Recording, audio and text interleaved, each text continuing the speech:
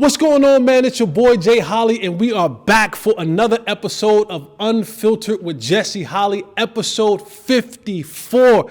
We got a guest today. I want to thank you. You're all far too kind. You could have been anywhere in the world, but I am so glad that you're here with me. I am Jesse Holley, the sports talk equivalent of Braille. People feel me when I speak. Y'all know what y'all got to do. Like, subscribe, tell a friend to tell a friend, hit the notification button, do all that stuff that y'all supposed to do anyway. Make me a part of your everyday life, all right? Do that for your boy. Do that for me. We're down here at Center Sneaker Store, man, in Mockingbird Station in Dallas. Come down here, get yourself right. Get your kicks right, get your fit right. Get something for you, get something for your lady. Ladies, come get something for your man. Y'all can get something for y'all kids. Do whatever it is, but just come down here and shop, spend a little bread, spend a little money. I promise you it's worth it. When y'all see me so fresh and so fly, just know I'm probably spending too much money in this store, but y'all come down here and get some of this, man. Y'all know I like to get down. I like to get my motivation in the beginning because, let's be honest, a lot of y'all ain't going to be here at the end anyway. I'm just not for everybody, and that's okay. But before you go, I want you to pick 3 episodes. By the time you see this one, it'll be 54 of them things out there. Pick one, 3 episodes, 15 minutes apiece. If you have not fallen in love with me in those 3 episodes, pick 3 more, and then pick 3 more, and then pick 3 more, and then pick 3 more until you figured it out, and now you love me. Like, and put it in your group chat. Your mother want to hear from me. Your daddy want to hear from me. Your grandmother wants to hear Unfiltered with Jesse Holley. All right, man. Here's what I got for y'all, and this is, I don't even know if this is motivation, but this is something I want you guys to ponder, to think about. Make a list of these things and really ask yourself this question. Does what you want you back?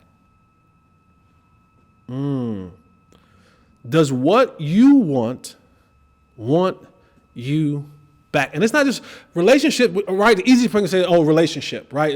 Does this person want me back? I want her. I want him. Do they want me back? What about the job? What about money? Right? A lot of y'all want money, but it seems like y'all can't keep it. Don't feel like money wants y'all back. It's a lot of things that you have to look at in life, and you have to ask yourself the simple question. Is what I want, does it want me back? Because if it doesn't want you back, no matter how much and no matter how hard and no matter how often you chase after it, you go after it, you're drilling away after it, you're never going to catch it. So you have to ask yourself the question and make a list of those things. Is what you want, or whatever that thing is that you want in life, does it want you back? Some of it might say, yeah, perfect match. Some of it might be red flags.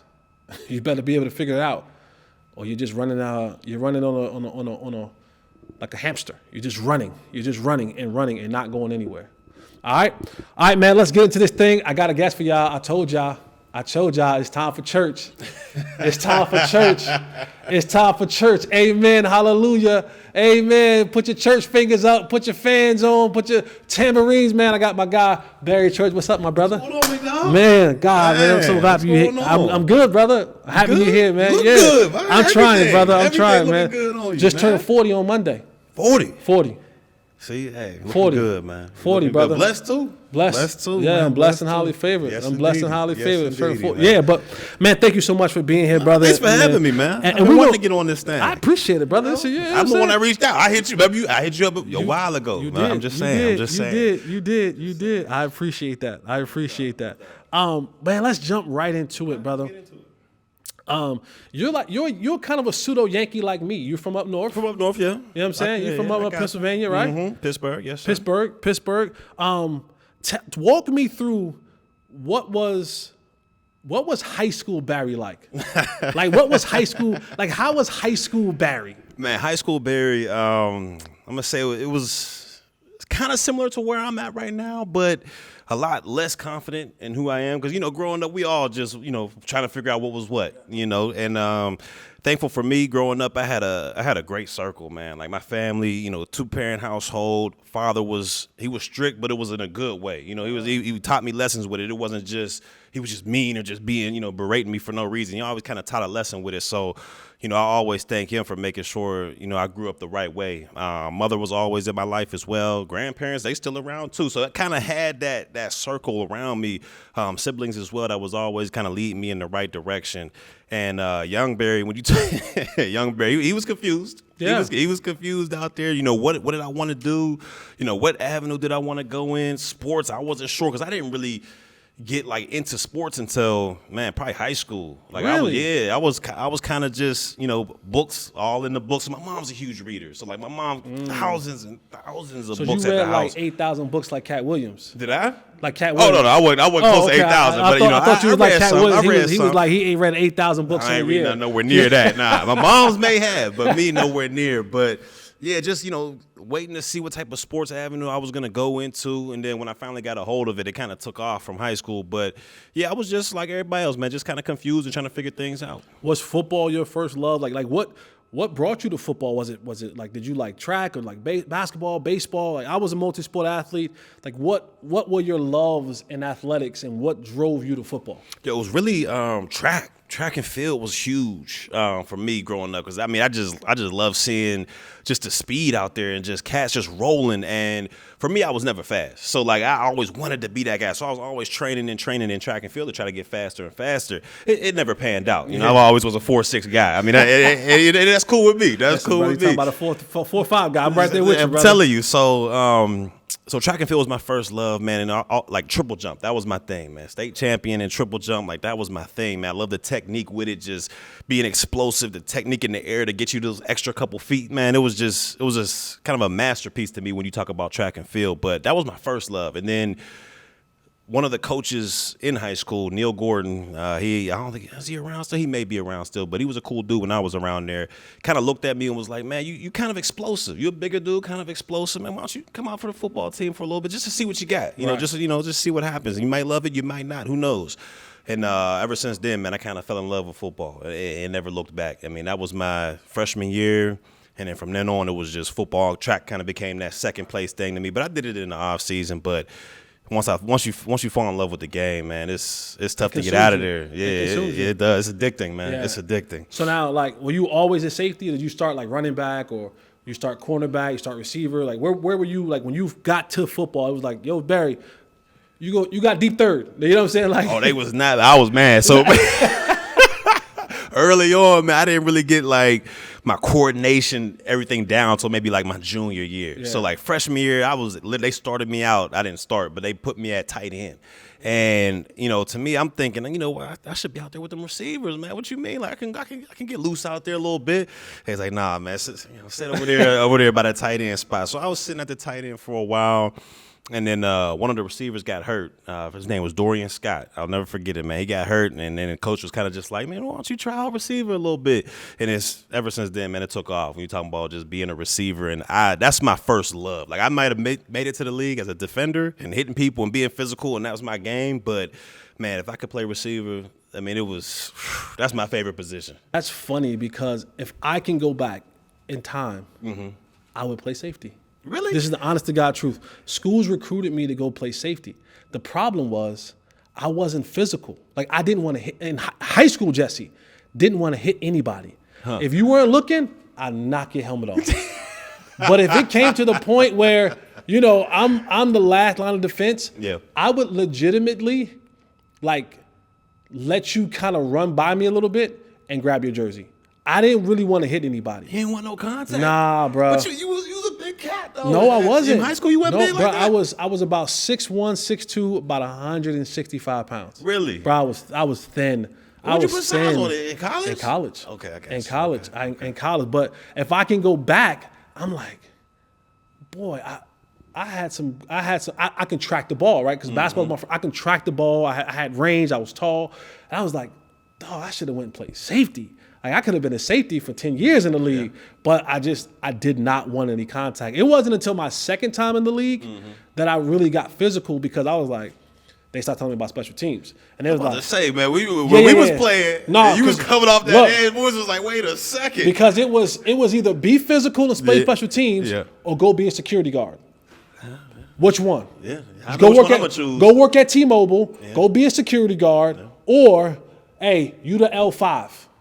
You got to take the L5. Take on the wedge. That was the wedge bust. I'm about to say, that was the wedge busting days. I'm like, I'm not going back to that. Plenty of cats get knocked off. Yeah, I'm not going. Say less. Where they at? Point them out. And remember, like, when I first came in the league, I came in at a time where there were 4-man wedges, like linemen hand to hand. It wasn't 2x2. Oh man! So you had the. I came in that era. Like I came in that era where a lot of you talking about. This is where concussions they wasn't frowned upon. And helmets wasn't like that. No, helmet wasn't like how they is now, man. No. So you make the transition. Now you're playing defensive back. You got your coordination going on, and then all right. So recruiting is happening now, right? Like so, recruiting is happening, and what led you to Toledo? So it came down my senior year. It came down to really 3 schools. It was Michigan State, Cincinnati. Actually 4: Michigan State, Cincinnati, West Virginia, and Toledo.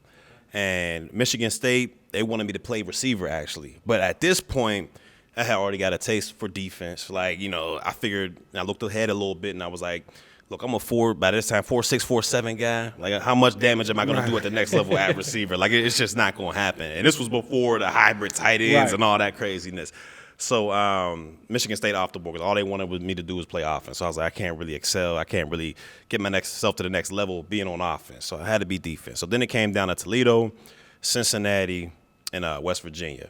And when I went to Cincinnati, I had just the time of my life. And I knew I wasn't going to graduate. I knew there was no way I was going to get out of there. I'm talking about it was like he got game, Jesus Shuttlesworth type official visit. Like it was one of them type things. That happened to me at Michigan State. But go ahead. Go ahead. So I had one of them visits at Cincinnati, and I was like, man, there's just no way. Like, there's no way I'm going to graduate. I'm going to end up getting kicked out of school or something. So then I was like, all right, man, West Virginia or Toledo. I went on my visits, had a blast, wasn't too crazy, but, they were both cool schools. And I looked at it. And this was back when West Virginia was like number 2 in the country. They had Pat White, Steve Slayton was out there, so I'm looking at there like Pat McAfee. He was. The great McAfee was out there. But so, looking at that, I was like, can I go to the number 2 school in the nation, be a little fish in a big pond, or go to Toledo, the MAC conference, which they put out solid players as well, and be a bigger fish in a smaller pond. After talking to my pops and everything, going back and forth, I was like, man, I got to make that move to Toledo. Even though it was a smaller school, I had the number 2 team in the country, all that good stuff. But me and my dad both thought, like, you can play as a freshman, and then you'll get those reps in as a freshman and get your name out there early enough. And this was before transferring NIL and all that stuff, so there was no thought of that. It was like, you're going to be here for 4 years. So I thought about it, and I was like, man, look, my best shot to get to the next level is, putting as much tape as I can out there, basically playing all 4 years. And it ended up working out, to the best for myself. Went to Toledo, had an amazing career there, and went from there. But, yeah, it came down to those schools. And if I would have went to Cincinnati, man, who knows? Who knows where I'd be at right now. So 3 degrees of separation. You went to Toledo, and someone that I competed against in 4th and long with Michael Irvin, Andrew Hawkins. Yeah, my boy. You were a young pup. Yeah, right. And he was probably junior, senior. Yeah, he was a junior. He was a junior. Right, right. So what was your experience like? Did you and Hawk ever have of course, y'all had a relationship, but like I remember meeting Hawk and hearing he was at Toledo, and we shared stories stuff like that. And he told me one time he's out in the party. That's like, I'm about to give you a behind-the-scenes Hawk story. No doubt. If anybody sees Andrew Hawkins on TV, you'll see his front tooth is fake. Oh yeah, he got into a fight. Oh yeah, you know what I'm talking about? I know exactly where you're talking. He had a big old knot right here. He got into a fight. He still got residual. He still got. I forgot about that. Hawk, it was my bad. boy. We sorry, but Hawk got into a fight, got cracked in the face with a bottle. Yeah, he put off my side. I'm mad. My man laughing. I'm not mad because this is not funny, but at the time, Toledo. when you on campus, Yeah. you straight. You're straight. It's cool. Right. But as soon as you venture outside of campus, it gets dicey. It's Same a little thing in hood out Cincinnati. there. Same thing in Cincinnati. And, they all went out, football squad there. It was just called this spot downtown called Shadow Lounge. Like, what are you guys doing there? So, you know how football players are when they going out together. Everybody kind of like, we big and bad. We football players. We deep. We out here. Nobody going to mess with us. Same type of situation, Them locals said, nah, we ain't with it. So everybody stuck together. It was washing them. Everybody had each other's back. They wasn't messing with it because we outweigh everybody there. And for some reason, they baited Hawk into the alleyway. You like just kind of like messing with him, backing up, messing with. And he went back there by himself. Sorry, Hawk. My bad. He went back there by himself. It got ugly. It got ugly for him. He survived. He survived. He did. He survived. He's thriving. He's thriving now. That's all that matters. Shout out to my boy Hawk. All right, so you get through Toledo, graduate. Yes, sir. Graduate. Yes, Mine wasn't playing that. Get through Toledo. Yes, sir. You graduate, and now it comes to the NFL process, right? You put your name in the draft, you're off training, and you're getting ready for combine and pro days. You go to the East-West Shrine. Yeah, I went to the East-West, yep. Yeah, East-West Shrine, and you're having all this. Should have went to the Senior Bowl, but. I felt the same way. Man. You're having all this success, and things seem like it's going well. Did you have like a draft day projection? You felt like, all right, cool. I'm not going first round. Yeah. Right? That's realistic. Sure. Like, all right, cool. I'm not going first round, but I could be like a third, fourth rounder, fifth rounder. 100%. And I'm still sick to this day. I should have been drafted, man. That was a whole process. And I didn't have a big party or nothing like that. It was just me, my moms, and my pops. And, man, that day hurt me to this day still because I'm sitting there, and I knew I wasn't going to get first rounder. And I was in a deep safety class. So it was like Eric Berry, Taylor Mays, Cam Chancellor, Earl Thomas. Like, it was a deep safety class. And I remember sitting there, first round go, all right, whatever, first round, I'm going to be straight. Second round come, I'm like, I didn't think I was going to be. I thought I was going to be maybe 4 to 7 in there somewhere, but I was going to get drafted. I was going to be drafted. Third round go, I'm like, all right, we straight still, we straight. That last day come, 4 through 7. And I'm like, all right, I know I'm going to get a call. And I knew. My parents was kind of like, I don't know, because my mom, she stopped watching it with me. She was like, I can't see my boy. I can't see him being disappointed. So she left. So she goes into the room on the other side because I knew I was going to break down eventually if I didn't get drafted. My pops, he stuck right there with me. But, man, it was brutal because I'm seeing kickers and punters getting drafted off the board. And I'm like, hold on, I was first team All-MAC all 4 years. I went up to Michigan. We beat Michigan. I balled out. My numbers weren't unbelievable at the combine, but they were far from the worst. So I'm sitting there thinking, man, you know what? I got it. 6th round come by. Man, it's a little late, but, I got time still. I'm going to get a call. Get hit from my agent. He's like, yeah, we just got to, make sure some of these other safeties get taken off the board maybe, and then, we might have a shot. And I'm thinking, hold on, man. I'm better than all these dudes. What you mean? Man, 7th round come around, it hit me like a ton of bricks. I'm sitting there like, man, what this? And then my pops, I've never seen this man cry. So he got his arm around me. We sitting there, pick, and it comes down to it. I'm just like, ain't no way I'm getting drafted. There's like 5 picks left. I'm not getting drafted. So I break down. I was like, man, this is my dream. All my life had gone to get to this point, to get drafted and to go, because I've been on a schedule. We all been on a schedule when it comes to football, from a little age. Whatever you start, you're always in a schedule. So I'm figuring out, okay, this is the next step in my schedule. And this was before I knew anything about, how undrafted free agents work, where you got to come in and I just thought you got drafted and you went. And if you didn't get drafted, it was over with. So I'm breaking down. I look up, tears come down his eye because he's seeing me, breaking down and stuff. And I'm like, man, I thought it was done. I'm like, man, no, what's part 2 now? What's my plan B? What's it gonna be? And then I started getting these flooded calls, and then 5, 6 calls come around. My agent's like, all right, man, you got basically 10, 15 minutes.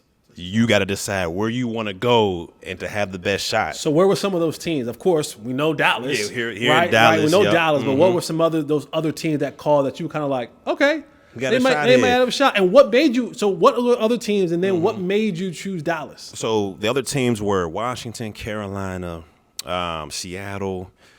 What was the last one? was Ohio team. So it might have been Cincinnati or Cleveland or one of them teams. Those were the main 4 I can remember that I ended up like choosing which one. And it came down to actually Joe DeCamillis, who we both know very well. That's my guy. Joe DeCamillis, our special teams coordinator, and then Brent Maxey. Yeah, you know Brent. Yeah, his son does. Scouting. And he was the safeties coach at the time. So DeCamillis calls the house up.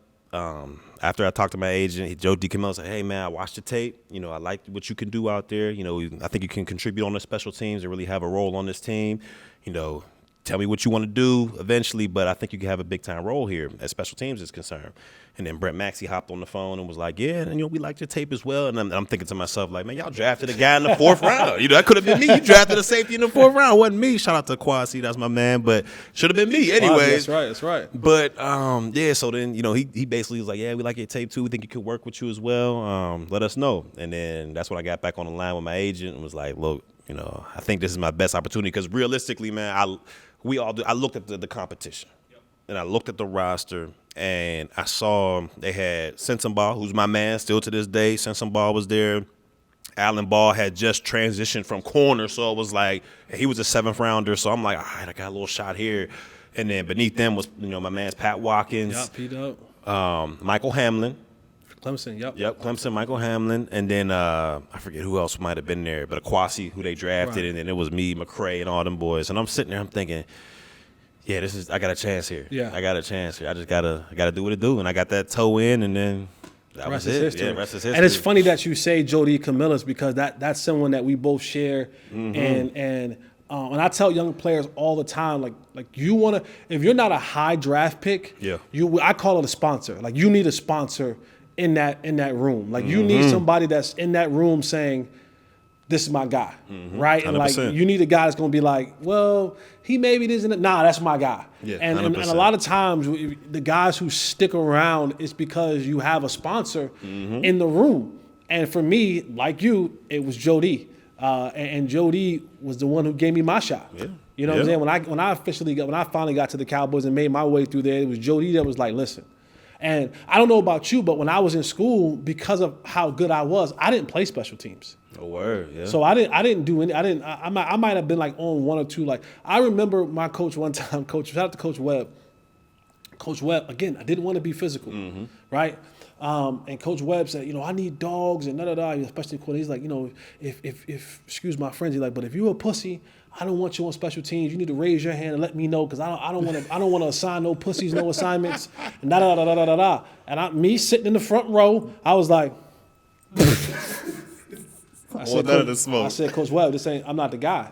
I'm like, because you're going to put me out on kickoff, and I'm not running into nobody. Like, I'm not doing that. You're going to do that. Yeah, he's like, you know what? Wow. So he's like, Coach Webb's like, I think you're a pussy, but I respect your honesty. Because I'm like, I don't want y'all to get out there and start thinking I'm you know what I'm saying? Like, bro, I'm not. You want me to stand behind the center and take on this dude as a personal protector? Nah, I'm good. And that's crazy because you was one of the best special teams players I ever seen. Like, you were Sam Hurd, and I'm sitting there like, when life comes at you fast, you have to make a decision. At that time, I had a decision, and I was like, I'm good. I'm like, because in my head, I'm thinking like you think. I'm like, bro, all right, cool. I was, my freshman year, I started, and then my sophomore year, I was like, all ACC honorable mention. I'm like, this thing is getting. I'm like, all right. At the time, it was as far as receivers were ranked in the ACC. It was my junior year. It was Megatron, Chauncey Stuckey, and me. Man. I'm like third in the ACC, and so I'm like, no, bro, kick up. Nah, what is this? No. But Joe D was definitely one who was like, all right now, like, listen, I'm trying to help you here, and I had to make the determination of. What do I want more? Do I want to be out on the street like I was? Bro, that's crazy because when you say you don't play team, I'm telling you, we used to go into meetings like, man, if they got me lined up across from Jesse, and they used to piss me and Daddy off. You would come up to the line before we got pads on. If it's a full pad day, we like, here we go. And you would come to the line, hey, nothing personal, fellas. And get down, like nothing personal, It wasn't. But it wasn't. And we get it. And that was the thing and I love that, like, you understood, and Danny understood, and Choice understood, and Sam understood, and all these guys understood. Because I'm like, it's not personal. No. And I used to tell you, I'm like, if y'all don't want me to go hard, give me 5,000, because I'm gonna need this when they cut me. Yeah, that's and I was like, facts. I just gotta listen, guys, because Jody used to always tell me, listen, you wanna just keep doing what you're doing. You standing out on tape. He's like, if you want to be in the rotation, beat the guys in the rotation. Beat the guys ahead of you. That was facts. And I was like, I used to tell him like, hey y'all, Nothing personal. this is not anything personal. Like I promise you. We be sitting there, here we go. We strapping Yeah, up. because you're like, here man, we it's go. Wednesday. Come on, man. My body hurt. It's week Still hurting. 9. You like, I'm like, man, I'm sorry, but You had to do I it, had though. to do what I had to That's do. fact. That's So, fact. you get to the Cowboys, and it was a shock to me when I got to the Cowboys, right? Because you hear about it, you see it on TV, but now that you're immersed in it, like now that you're on the other side of it, was there anything that you were like, wait a second, this big business? Like this is what about the mystique of being a Cowboy kind of caught you by surprise when you got there? Man, I'll tell you, when my first time really seeing Jerry, like walking into Valley Ranch, you know how the old setup was. And it wasn't rookie minicamp because you were a bunch of just rookies there and guys that may have been in the year 1 or 2 years. It was really hit me when we walked into that first team meeting room. I think it was maybe mandatory minicamp. I think that's the first time, or anytime when everybody was there, all 53 of us. You know, Romo, everybody, Miles, all them was in there. I'm walking in, man. You know how that old Valley Ranch, it was old too. That thing was mad. That was old. But the meeting room, you know, had a little theater style seating.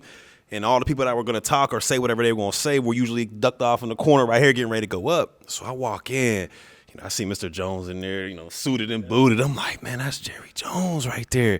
Look to my right, I see D. Ware standing up, walking in. I'm like, man, what? The dude look like Hercules on TV. He look like it in person as well. And I'm just like, man, these is dudes. Like Spears was sitting right there. Like I'm like, man, these are dudes that I've watched. And when I was in high school, you know, I see D. Ware getting sacks out there, and I'm like, man, do I belong in this room? Was my first thing. Like, how am I gonna compete with these dudes? I was watching Pat Watkins on TV. Like, how am I gonna compete with these dudes? Mike Jenkins, Terrence Newman, and I'm sitting there like, to me, these is guys that I played with in Madden. That I'm just like, I'm in the same room with these guys, and it really took me back, man. It was just like, whoa, all right, it's real now. It's real out here. So. Sat down in the back with the rest of the rookies, and I was just in awe of the whole setup and how everything was going. And when you talk about a business side of it, I really didn't get that business side until probably my second or third year. Because if I'm being honest, things kind of fell in the row for me as a rookie. I mean, I'm going against guys. Pat Watkins gets hurt, misses a lot of OTAs. That gives me more opportunities. You know, cats were getting hurt during training. It just kind of fell into place. But when I walked in on my third year and I see D. Ware walking towards me, and I'm like, it might be third or fourth year. I see D. Ware walking towards me. I'm like, oh, we about to go run. What's up, man? Let's go get this run in. He walked in like, man, you know, they released me. It's a wrap. And that was like, oh, if D. Ware, Hall of Fame D. Ware, all-time sack leader, whatever you want to, if he can get cut, I'm like, oh man. So that's when the business side kind of really, really hit me like in the chest. Like, man, hold on, this thing real out here. It ain't guaranteed. All right, so you go through your rookie year, your first year, second year. Now you're the guy. You're the guy now. Like there is no more, you know, hey, Church, you get the back end of reps. You know, you get the, you know, because what people don't know, like, so you in practice you have periods, and each period you have about 12 plays. Right, 10, 12 plays, depending on what y'all working on that particular day. And normally the backups, they'll probably get like, you know, the starters will get their spot. You'll get like the last four. If that. You know what I'm saying? Yeah. You might get in there, unless one of the guys give you one, like, yo, come get me right quick. I'm doing something. You know, you might get in there. But now you're the guy, right? Like you're the, hey, first team. You out there. Running. We looking at the script. Like, right, we got this. Okay, 7 on 7. So now you know what I'm saying? You're the guy. What is your mindset?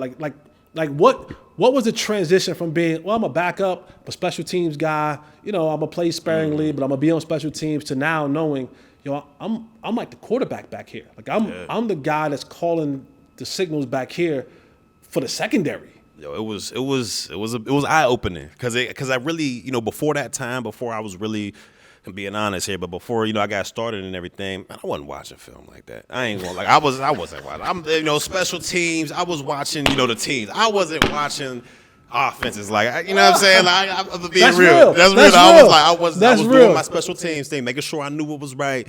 But defensively, I wasn't watching film like that. But then when I got thrust into the starting lineup. And I had to beat out this guy by the name of Rodney Poole, who I thought, once again, like I was talking about earlier, things kind of just fell in line. So after my second year, I'm thinking, oh, this is my spot now. Like, they didn't bring Allen Ball back. I'm like, all offseason, it's me and Sensabaugh, doing our thing. I'm like, oh, this is my spot. And then that's another aspect of the business. They had brought Rodney Poole in. When I'm thinking it's all sweet. And then this is my spot. And then I hear Rob Ryan talking about, no, yeah, we gotta see what's up with that strong safety spot. We gotta see the competition. And I'm like, hold on, I thought that was my spot. And that's another thing you got to remember, right? So Rob Ryan's there, and there's nothing that like people have to realize. Like coaches bring their guys, and that was his guy. And that's his guy from New York. From New York. Yeah. So that's another aspect that people don't realize is, and I tell young kids, hey, be kind to your coaches. Yeah. Because position coaches become coordinators become head coaches, and guys bring their guys. Because for Rob, in his complex scheme, and he had a complex scheme, right? He had a complex scheme. So for him, it's always, who can I bring in that understands my language, who understands the calls, the checks, who's been a part of it, who's been in it, and that's another aspect of it too. You like, wait, so I'm not your guy. Like that's what exactly. I'm not your. I thought I was penciled in. No, he's your guy. Oh, man, okay. And that was a real eye opener right there. So they bring in Rodney Poole, and now you're competing. Yep. And to me, and I did this anytime I was in that competitive mode where I had to try to win a spot or what's the mindset? Like, what is the mindset? So to me, it's keep your friends close, but not necessarily enemies. But I'm competing with you, so keep your enemies closer. So to me, Rodney, we working out together, man. Come on. Like, I got to check see what you got going on. So we DB drills, working out in the weight room. I got to see what the competition is like. And that's what I did. So me and him side by side the entire time. And, he's a cool dude, so I was friendly with him. But in the back of my mind, I always had that, look, man, I'm just here with you so I can take your spot. But basically. That's an unspoken kind of thing. Because everybody knows, right? Yeah. Like you go into a room, and you're saying, yeah, we cool, we the DBs, we the receivers, we this, we that, we the third. But I'm like, it's a dog-eat-dog world in there, man. We cool, but if coach say me and you, it's got to go. You know what I'm saying? Like you always, and I always tell people, like, I never wish injury on anybody, but I'm like, but if Patrick Creighton, if your ankle get turned, I hope you heal. Just not soon. Hey, that's facts. But that's like it sounds crazy, but like it is. Like, that's the nature of it. I think about we're undrafted, so we trying to scratch and claw for everything. Yeah, we the alley dogs. Yeah. We the alley dogs. That was the name of our group that I would call the alley dogs. Yeah. And it was like, we gotta scrape for every single bone. Everything. And so I think a lot of people don't understand that's like, there is an unspoken spoken language of, yes, we are cool. Yes, we are friends. Yes, we can even be tight. But if it's me or you, I'm picking me 100% of the time. Yes. Like, I'm not trying to sabotage you. Yeah. I'm not trying to throw you under the bus. But if the coach asks me, hey, is it you or him? Who you taking? Bro, it's me. All day. No offense, but you know what I'm saying? Yeah, like I'm not giving them bad calls. Like I ain't gonna if he's like, church, what is this? I'm gonna explain everything to you. I'm gonna have it to you. I ain't gonna do you like that. But when it comes to, I had to make sure I was better than that guy. Like when it worked, you was eyeing the competition. I was That's what it came down to. And then I kind of knew I had the spot when we got to camp. And you remember going out to Oxnard, how we used to do it in the conditioning drill. Oh yeah, that San Antonio. That was the worst camp of my life, man. San Antonio. Then go, man. It was San Antonio, Oxnard. One year we did San Antonio, Oxnard, Canton. Yeah, I was there. Yeah, we did like mad trips around. That was crazy. Because San Antonio, not to get too far off, but San Antonio, you was in a hotel and you was inside the dome. So there was time you didn't even see the sun. Right. Like it was a crazy setup. Legit setup. But yeah, I kind of knew going into camp we had that conditioning test. And that was making or breaking a lot of cats, a lot of cats. Shout out to my guy Felix Jones, but that was his downfall was the conditioning thing. So we go into the conditioning. I knock it out. I'm like, yes, all right, I finished it. I look over to my right. Bro, come on, man. You got to finish this out. And he wasn't able to finish the test. And from there, I was like, oh, I got this. I got this. This is my spot. He blinked. But yeah, that was it. That was that one time. He blinked. I got him. I got him. It was over then because then he couldn't practice again until he passed the test. Man, that gave me 3-4 days of just being me with the ones. That's it. No looking back. He didn't even make it to pads. They was like, man, you know what? We'll see you when we see it type deal. It was wild. Man, that's crazy because that's like think about that. Like you're just a conditioning chest separated. Like there's so many moments in your like in careers when you look at it and you go, what was a defining moment? It was like, well, I did my conditioning test. That's it. And that was the difference for me being a backup and then being expendable. Yep. And being really, I could have been him. Exactly. Right? They could have gave you the handshake. They could have came in, but like, hey, we appreciate all that you did, but we'll mail your stuff to you. Exactly. You know what I'm saying? How that used to be. Man. The Grim Reaper used to come around, but hey, Bruce Mays. Okay, so you it's your job. You go through it all. But then in year 4, you get hurt. Now that was 3 because this is my first year starting. Yeah, this is my first year starting. So game 3 or 4 maybe. 3, early in that year. Early, man. You tear the Achilles. Popped it, and I still to this day don't know how it happened. Right. It just one of them things that I guess I stepped the wrong way because I remember like it was yesterday, man. We was sitting there going against Tampa Bay. Garrett Blunt and them dudes. I was balling that game because G was hurt. Sensenball was hurt. And so McCray, he got his opportunity to come in. And it was me. And that's the homie. That's still the homie to this day. And we went in there together to starting safeties. Undrafted. We was like, we're going to do this. So I'm balling, too. I'm having a good game. And, man, I'm in the back pedal in the middle of the field. And I see the running back. They hand it off. So I'm like, oh, I got to go get this. Man, I planned it. And I thought it was a good plan. Felt like somebody kicked the hell out of the back of my calf. And I'm like, man, who's on the field? And nobody. I turned around, looked around. Well, nobody back there. I was the deepest of the deepest. And I'm like, man, what's going on? Tried to move that thing. Man, it was over with. What was the mindset at that point in time? Because like even though you're starting, you're still thinking to yourself, this could end in the day. Like, oh, I was sick because they walked me back to the locker room. They already knew what it was. And Sensenball, he sat with me for about a quarter because it was like early in the game. So he sat with me for about a quarter in that locker room as I was bawling, crying. I can just remember saying this to myself, not like this, not like this. I'm like in my head, just like all this shit out of, not like this, man. Undrafted, clawing, scratching, special teams, all that. And not to go out like this, man, they can't. Because I'm thinking Achilles, this was before Cats was coming back from ACLs like that. This was before, Cats was, so it was always, man, Achilles, you always heard was the ender. Like that was going to be it for you. So I'm just thinking not like this, man. That was the thought, and I was saying it out loud 100 times, man. And I had to pray on it, man. It was tough, though. You get back, you actually get a deal. Which is crazy. Crazy. Which is crazy. I tear the Achilles. You missed the remainder of the year. Like you said, early in the year. And I mean, that's the value of what you brought to the team. Yeah. It was like, yo, we're gonna get this guy a deal. On an injury. I'm coming in with the scooter. Yeah. John Phillips. I still to this day, John Phillips.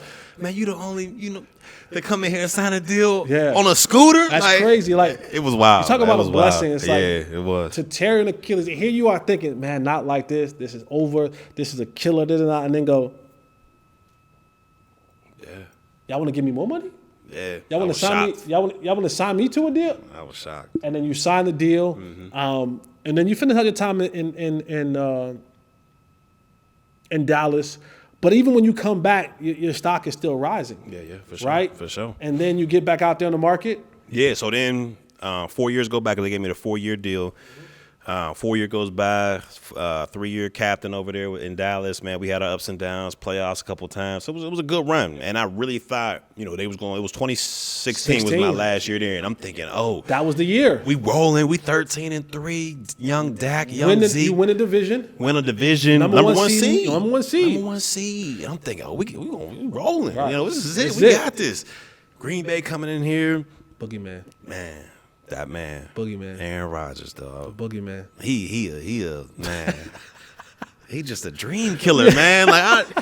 And it's what's crazy is like, man, we got after him earlier that year. We went to Lambeau Field and crushed him. I picked him off. A couple cats picked him off, And, man, they came in there, and it was just like a whole new guy. Like, and he was just out there just flinging it. You know how he does it with the flick of the wrist, man? It's 60-yard bomb here, 60-yard bomb there. And we had a couple veteran cats, but we were a majority young group. It was a young group. So I guess a lot of us weren't really ready for that moment when you talk about the first playoff action. Like, they didn't understand it was a different level from regular season to postseason. And like I said, this was young Dak. This was rookie year Dak, rookie year Zeke. And so we came out a little slow offensively and defensively because Aaron Rodgers was going up and down the field. And then in the second half, the light switched, and we came all the way back. But by that time, it was like, man, where was this too much? It was just too much to overcome. And we still had a shot. And then Aaron Rodgers, man, 3rd and 25, man, this dude flicking wrist. Fine cooks. I want to stay right there for a second because you had a point that I know people are going to want to talk about. Okay. And you had an inside perspective on it. You said young Dak. Yeah, for sure. So this is the time, 2016, where I don't want to say it was a passing of the torch, but it was the passing of a torch, right? Yeah. And so the team had to make a decision. It was, we can't go back to Tony. Oh yeah. Right? And now we're full steam ahead with this young cat. Yeah, it was wild, man. And that I've never in my life seen a situation. I want but I don't want to cut you off. But give me the dynamics of the locker room because you said it. We had some veteran cats in there. Because you talk about a veteran cat. That means they were in the Romo era. Yeah. But then you had a bunch of new cats. You had the Zekes of the world. You had the young cats of the world, and they were like, "We with this new Joker." Yeah. And how was the dynamic in the locker room between? Was it split down the middle? Was it like posses? It was like, nah, I'm team Romo. I'm team Dak. Like, how was it? It was crazy because I'll take it all the way back to training camp when we first saw Dak. It was at the LA Coliseum preseason game against the Rams. And I'm thinking, man, why the hell am I even playing? Like, what, man? Why y'all got me out here? I'm mad. Half of the cats over there, but that's besides the point. Yes, but I was sick too. Like, why am I playing? Romo, everybody dance, chilling. But anyways, so we get, I see him for the first time live, and in training camp, you got a strong arm, young dude. He gonna be all right. But when I saw him on the actual field, even though it was a preseason game, he was going against the Rams once. And I saw him drive that ball from the 20, and he threw a little fade to Dez for the.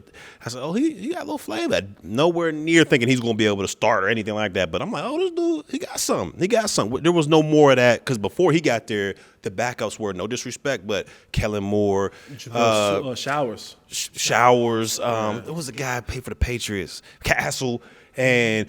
Anytime Romo went down, was that's the game. It's over with. So I was like, all right, there's no more of that. We got a solid backup, thinking. And so when Romo goes down, second game, I think it was second or third game maybe. Oh, no, he went down in the preseason, to Seattle. And when that first game came out, and I think we lost the first one, to be honest with you. I think we lost that one, but then we went on a run, like 6 or 7 straight. And I knew then it was like, there's no way we can go back to 9. There's no way we can go back to Romo with the momentum as it is. If it was like 2 or 3 games, I'm like, all right, you got to give 9 his shot again. But it was just a run, and the run was spectacular. It wasn't like, it was a run where we barely scraping by. I mean, we scraping teams up. Zeke was out there just looking like a straight monster. Dak after the play action was going crazy. Dez was going crazy that year. So we rolling, and it even got to the point where it was around Christmas time, and Romo was like on his way back. He might be back for the next week, maybe the next 2 weeks. He's starting to throw the ball a little bit out there. And it got to the point where I'm sitting there, I'm like, we might go back to 9. I don't know. And then Witten, of all cats. And you know how Witten was in that locker room with Romo. Like they still to this day, probably best friends, whatever the case may be. But when Witten said, nah, this is fours go, basically. Like this is Dak's squad. We got to ride with this man. Wow. That's when it was like, oh, okay, that's where we're going. Now that's what I was seeing out there. There's an even deeper level to it, of course.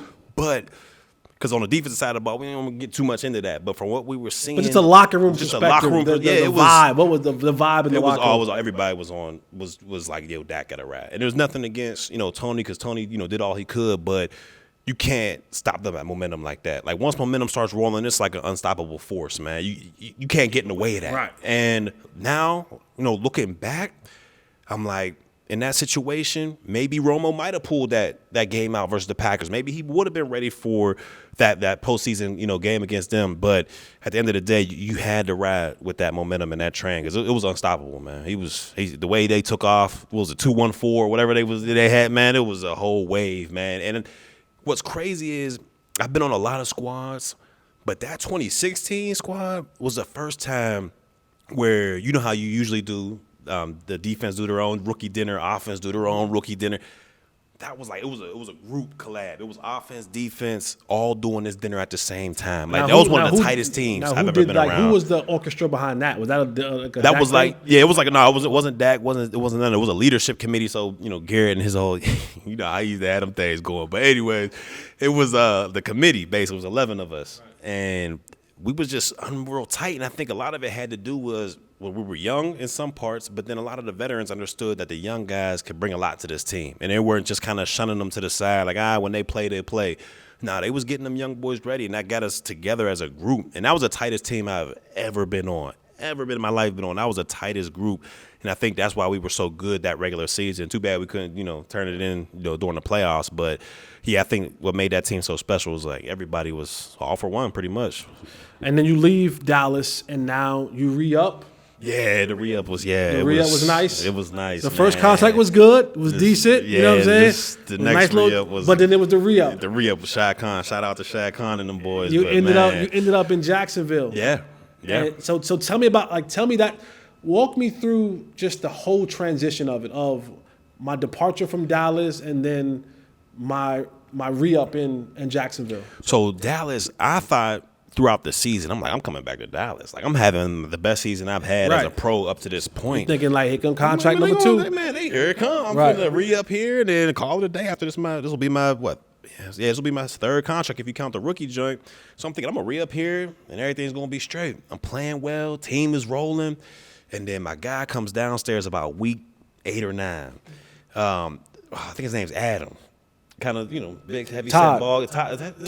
The kind of bald cat, heavy set. He's basically the guy that does all the contracts. I know Todd Williams, and they all do. So it might be Adam. He comes down in our locker room over there at the Ford Field. He sits down next to me. The media's all around. Hits me on the legs. Hey man, just want to tell you, man. You probably gonna get more out there on the open market. And I'm sitting there like, huh? What you? Hey, what? Open market? I wasn't even thinking about free agency. I'm thinking, I'm coming right back here. Like, what you mean? And then he kind of just stood up and left out. And I'm like, what? So then I'm sitting there like, wow, okay. So I call my agent like, man, he basically told me that. And he was like, oh, yeah, that's basically meaning that they're not gonna offer you nothing. They're not going to offer you something that's respectable. So I had a respect for you to letting you know, like, hey, man, just – You ain't coming back next year. At the end of this year, this is it. This is it. Right. So my mindset from there on out was it's me. I got to make plays. Like team all that. I need to make plays. I need to be straight splash plays. I need to be out there. So I ended up having a great year the rest of the year. Balled out, was number 3 safety as far as free agents coming out and on the board and all that crazy stuff. And I knew I was a day one guy, so I knew about the contract 3 days before it kind of dropped. So, yeah, I got my last little, goodbyes to everybody, Britt Brown, all the training staff that got me through my Achilles and everybody. Everything was all good. And then, I bumped up. I was gone. I was on the next flight to Jacksonville, man. No looking back. So you get to Jacksonville, and you kind of continue the success. Yeah, right? So I signed there 4 years. I only played there twice, but that 16 was my best year. Then 17 was the best year I've ever had as a pro. And that's Saxonville. That was Saxonville. That's Saxonville. Year. That's when everybody was sleeping on us. Came in there, and I knew we had a good squad because we had a lot of great leadership. We had Calais Campbell was in there. Too bad y'all had Blake Bortles. Yeah, which I had no idea the boat was like that. I had no idea. I'm like, he's an NFL quarterback. Right. I never played against Blake, so I'm like, I guess he's gonna be all right. And, man, we definitely had the best defense I ever played on. You had Calais Campbell. Campbell. I mean, we had a young Miles Jack, Telvin Smith. We had Jalen Ramsey, young Jalen Ramsey, A.J. Boyer, and then myself and Gibson. And, man, we went crazy that year. We had defense number 1 in every statistical category. I mean, I had 4 picks that year. I mean, we went nuts. We went nuts. And then, like you said, man, Blake Bortles hurt us in the AFC Championship. AFC Championship game. Y'all got all. We got Brady. We was up 17-14 or 17-13 with 3 minutes left, and Foxborough, you know what happened. Yeah, man, he took it down. You know how that worked. I couldn't He believe walked it. He walked the dog. Why, man? He walked and the you dog. knew like we up, but you knew like, man, this dude get the ball back. He gonna do some old bull, and he did. There's nothing you can do about it. There's nothing you can it's do. It's like you like I'm gonna make the play, and then you look up, you go. It ain't gonna happen. It's not and gonna next thing you happen. know, they on the 5-yard line. You're like, what? How did we get here? Touchdown. And I'm like, oh, damn. All right, and so you said you did 2 years there, Yeah. and then it was over. Yeah, it was right? done. So as myself, that was year 9, got done with year 9, and I wanted to keep going, but you know how it is. Like, I was an older player, and as I saw him, my price or a cap hit, whatever it was getting higher and higher. So, like, let's walk people through that because people don't understand. Like, so once you get to a point of being a vested veteran, your minimum can't go below a certain number. Oh yeah. Right. Like, so you have to maintain. This is the rules, right? Yeah, so that's how it is. You get to year 3 or 4, and then now, hey, here's my minimum. Yeah. And then you just can't. Every year, it goes up with the years that you played. So you can keep the young, because the young guys right, can still have a spot. right. In there, And so yeah. so people are like, well, take less money. Well, I can't. You can't like, do that. You Yeah. and the reason why you can't, and it's bad. It will be bad for the Players Association because now you're like, wait, you took less. Now you devalue the other guys that'll come up behind you in years to come. So. Continue. Oh, so basically, yeah. So, and I looked on the film because I kind of wanted to keep going, but before I worked out, I was like, let me check this film out. Right, let me see what I look like on film before I try to, go back out there and try to work hard and get back in the game. And when I checked the film out, I just wasn't the player I was, the last couple years in Dallas, my first year in Jacksonville. I just wasn't that guy no more. I looked on the tape and I was just like, oh, this guy's giving me issues when I used to go guard this guy with my hands closed before, but now this type of guy's giving me issues. I was like, oh, yeah, it's a wrap. That's when I knew, when I watched that film. And it was hurt. It hurt because you like, man, I can still do this, man. I'm this. But when I look at the film, and I didn't see the same guy, and I was just like, all right, it's time to roll. So through your 9 years in the National Football League, toughest quarterback. Damn. To ever play against? Toughest quarterback when we have all had those moments. You be like, God damn, I gotta go against this guy tomorrow. Man, shoot. Who was that quarterback that gave you you fits? It was, and I played against this dude when he was on his MVP year, and he was at the height of his powers, and that was when Peyton was with Denver. The year he threw like 50-some touchdowns. He came down to AT&T Stadium. And we played him earlier in my rookie year, but I didn't play. I was on special teams. And, like, Sean was picking him off, and Orlando Scandrick took a pick 6. And I'm like, I'm next. We good. Man, that was about 3-4 years ago. He came to AT&T Stadium and wore us out, man. That's when he had. Was that the 5-touchdown game? Yeah. Him and Romo was going back and forth. It was like, final score was like 49-47. Yeah, he had 500 yards. Man, he did a naked bootleg on us for the tub. And I'm like, oh, this had D Ware in the blender. But he was pointing stuff out. Before, like, I'm in disguise. Like, I'm in the cover 2 for those that don't know cover 2. That's when the 2 safeties is all the way back in the back of the, and I got a blitz coming. But there's no way this man should know. Nobody's giving it away. Like, everybody, they looking back there at me. Yeah, 4-2's coming, 4-2's coming. And I'm like, man, what, are you serious? And believe it or not, I came and everything. He had to answer for it. I mean, that dude in his prime, man, there was nothing like it. And I went against Brady. I went against Rodgers. Eli, I went against all of them, and in his prime, man, there's nobody messing with him. Pat Mahomes close. I went against him too, but in his prime, man, I think I know he's crazy. I think I know the answer to this next question, but I'm gonna ask it anyway. Toughest receiver, man. You know the answer to that, huh? I was on that side, man. What you? I was there. But the answer to the question is Megatron. It's Megatron. It's the answer. Okay. But I was there twice, man. Let me tell you, man. This dude, man, he was DeMarcus Ware, but could run a 4.3 and was just agile and had hands, like unbelievable. And I was there when he went for the record 330 yards. I was there. I was there. What was Brandon Carr saying?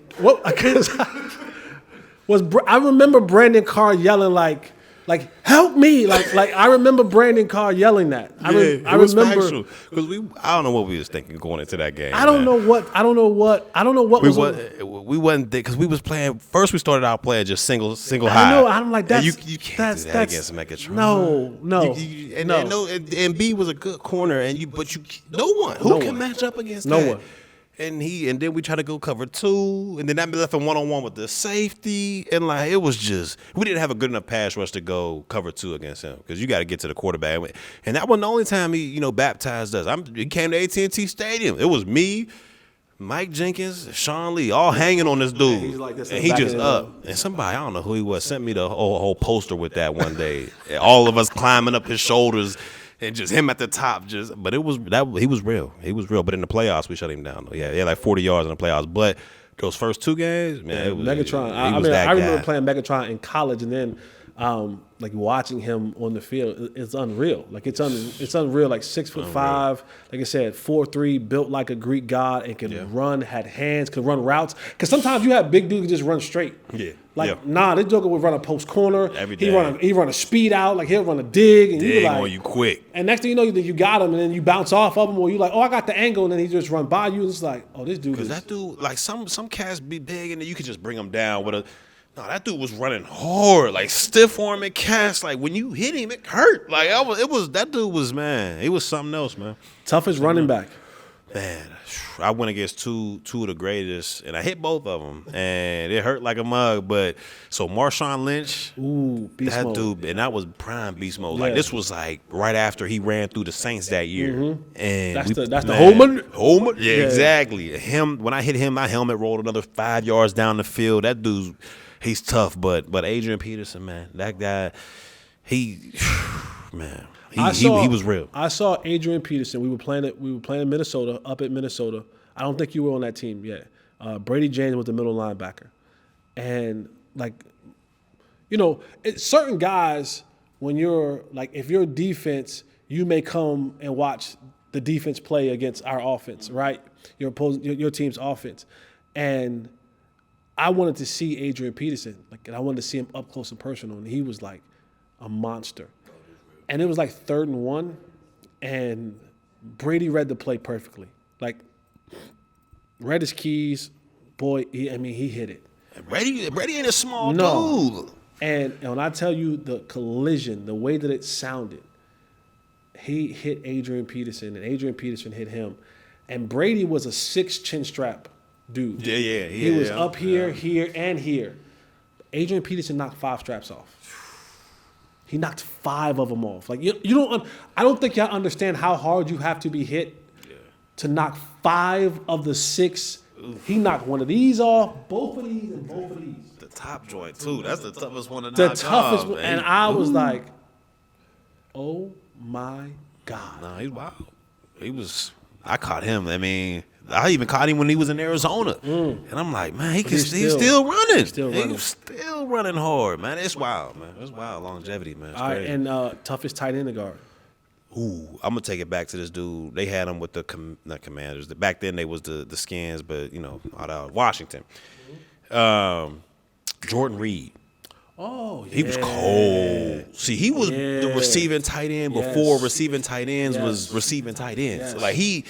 He was so crazy at the line. That's what kind of gave me issues was guys that are crafty at the line of scrimmage. If you just give me one little release, I'm a strong arm you. But if you got that quick, and he was one of them tight ends that can give you that sauce. And he was to handle. He was tough to handle, man. All right, we'll end with this. We're talking about modern day Cowboys, right? Like you got Dak and CD and all these guys now. They're heading into the first round of the playoffs, man.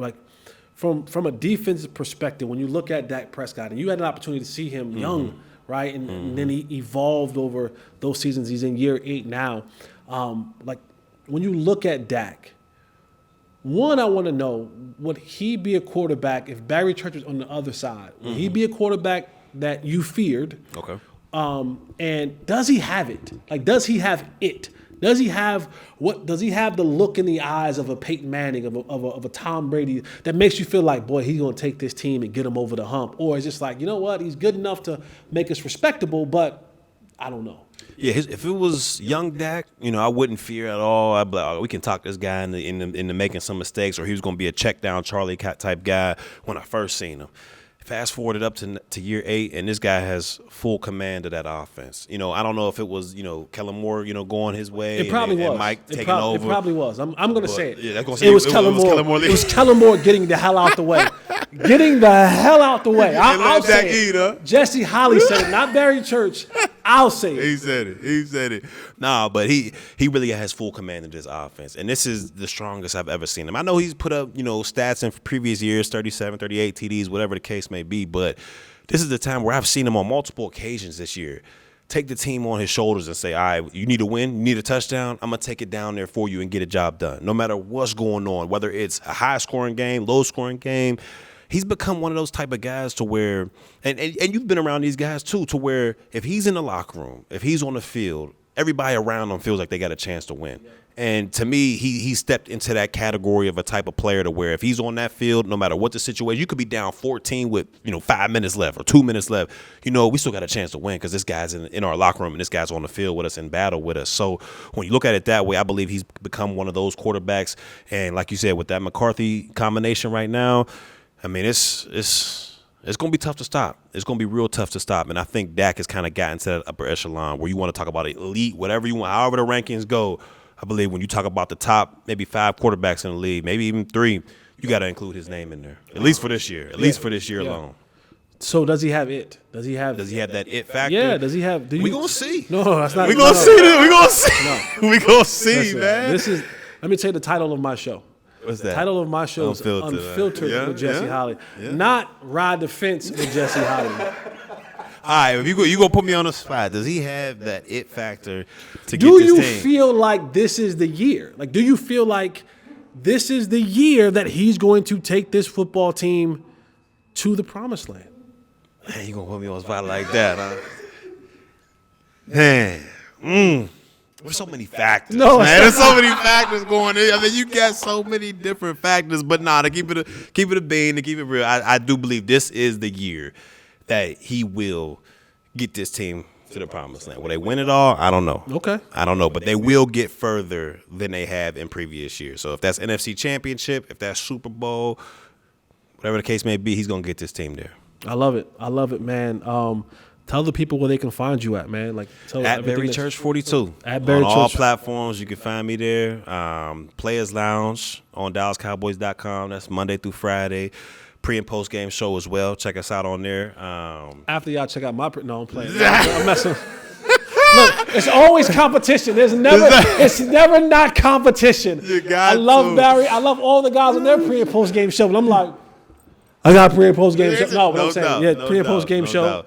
But yeah, that's where you can find Hit Sticks. Hit Sticks. Yeah. So yeah, you did a couple with us, man. Yeah. You did a hell of a Isaiah, job give me too. one more episode. He might not get a job. One more episode. Give me one more, Zeke. Hey, he's getting nice with it. I'm getting comfortable with Deion say, and I'm about to get comfortable. You miss another episode, you might not get. You might not get it back. You might not get it back, man. I'm practicing on the joystick. I don't know all the joints just yet. I can talk ball, but if I get that joystick down, we in trouble. We in trouble, man. We in trouble. Somebody and they can find you on the golf course. Your golf game. Oh man, come on, man. I'm cold now. Your golf game. I'm cold now. You're nice. I'm nice with it. So all right. So is that the one thing that you do now that's kind of eating up that competitive spirit? Because I play basketball now, right? Because I need something that gives me. If you're like me, you have that competitive spirit, and it has to be. I tell people, I'm like, man, if I don't feed my competitive spirit, it could get bad. Like I get depressed, man. Like if I don't get that urge, that it's something scratch. Like when I first retired from the league, I'm like, what's gonna happen? Like, we're always on that schedule, right. And like. There would be times every day a song would just pop in, and I'd wake up at like 6:30 off of, not even setting my alarm, just a song going off because it's just like that competitive juice. So I had to find something. If I didn't, I went crazy out here. But yeah, golf is that for me because it's man, you can go by yourself. It's you versus you basically. Right. Like everybody else is shooting a score, but it's the most frustrating sport I've ever played in my life. but the most addicting sport I've ever played in my life as well. It's once you get into it and you really like, all right, I'm gonna try to get better each and every time. I mean, it's nothing like it, man. It's nothing like it. It's a rich man sport. You won't find frugal Jess out there. Catch me at your local YMCA on somebody's visitors pass playing basketball, or catch me at somebody's charity event on the golf course. No doubt. One time you're gonna catch me out there because I can't play it and I can't afford it, man. But church, man, thank you, brother. No doubt. Thanks for having me, man. Thanks for having me, for sure. Remember, guys, like, subscribe, hit the notification button, tell a friend to tell a friend. You know how we get down, man. Unfiltered with Jesse Holley. Thank you to Barry Church for the great memories and stories, man. It was fun. It's a fun ride. I know you guys are going to enjoy this, and you know how I get down, man. Just remember and ask yourself, write it down, make a list. Does what you want you back? All right? Eliminate the contingencies. I'm out.